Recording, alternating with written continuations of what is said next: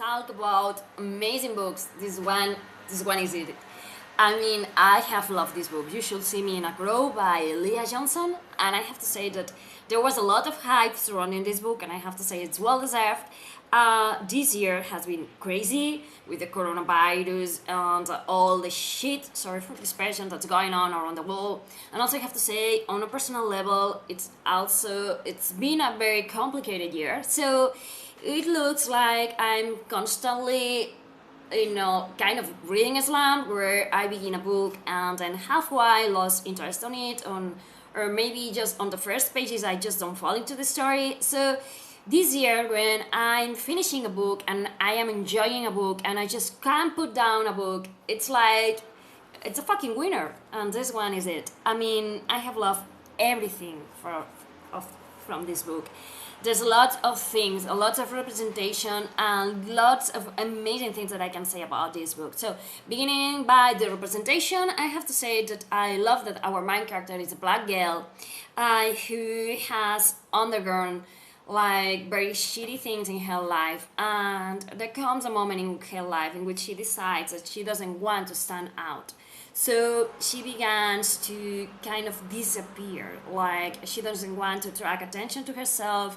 She gets her eye under control, gets her appearance under control. It's like she doesn't want to call attention to her.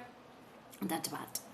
And also, I love that we have representation about LGBTI rights. I love that we are going to find this female on female relationship. I love how it develops. I love how cute the characters are. I love everything about this book, honestly.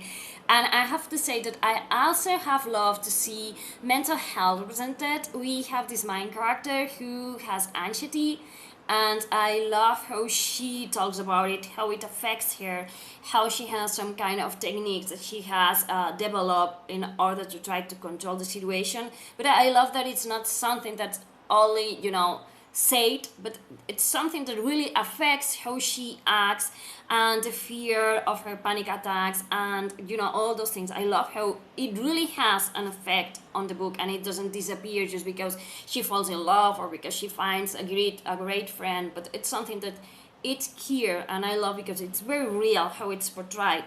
And also another kind of representation that we find in this book, and that I also love a lot, it's chronic illnesses. How the illness affects you, how it affects the things that you can do or can do, and how it affects the surrounding members of your family, your friends, and all of that. And I mean, I love all of that because, as you know, if you see my reviews, I'm all for representation and inclusion, and I always love when a book talks about race, religion, gender, LGBTI, mental health, and also physical health. And this book has it all, and for me, that's a win. And also, I have to say, it's very well writing. It's the first book Leah Johnson has written, and I feel like it comes from her heart. I mean, there's lots of things going on in this book, and there's lots of things that I love about this book.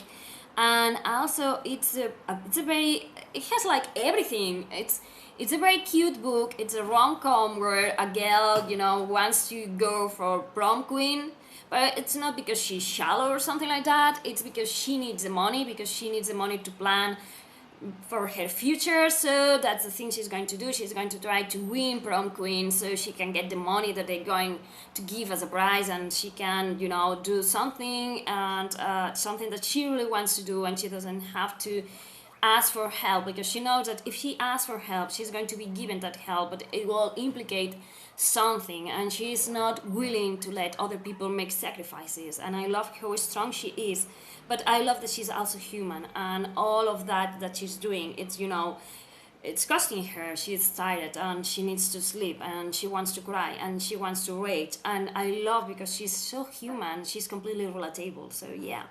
And I love how suddenly this girl enters her life, and it's like the complete opposite from her in the way that she doesn't mind being seen. She's there, she's real, and if she sees something wrong, she's going to call it off. And I love that character. I mean, she's amazing. I love all the characters in this book, how well-rounded all of them are, how real they are. Even if they screw up, you can feel that they are in this place in which they are trying to navigate through life. Because let's not forget, it's high school, it's a very trying time, and I have to say, I am on the minority here, but I love high school because I have been bullied through all school because I was different. And when I went to high school, I loved like the freedom, the friendships I made there, and the situations that presented to me. But I can see why some people can say, oh my god, high school. And also here, if at the book, and we here don't have the prom queen thing. So seeing the book centered around that, it was very eye-opening for me because I didn't know how it worked. I thought it was like a ball in which people vote for the king and queen, and I didn't know about the community work that you have to do, or the cooking things, and all the different competitions and regulations that the school have in place. And I love to learn more about that because for me it was like this legendary stuff that happens in the USA, and I haven't seen it in another place. So yeah, for me it was very eye-opening, and it was, for me it was nice to see how it all works, and all the feelings and all the rivalry and all the work that you have to do in order to be crowned queen or king, sorry. And I have to say that I love this book because sometimes it made me laugh out loud, sometimes it had me like, oh, how cute, and sometimes it had me like, oh my god. Because there's lots of feelings that this book is going to inspire in you. There's going to be very hard situations where you feel like crying because of the injustice, or because of the pain the characters are feeling, the rejection, the fear of losing someone, and different things. And I love the self-growth that our main character is going to undergo in the book, where she comes from a place where she kind of hides who she is because she is afraid that the wall she won't fit on the wall she lives in the place, and and there comes a point in which she has to decide if she is going to just erase who she is, or she is going to if she is going to find a way to to say, hey, this is me, this is who I like, I don't care what you think, I'm going to make a place in the wall.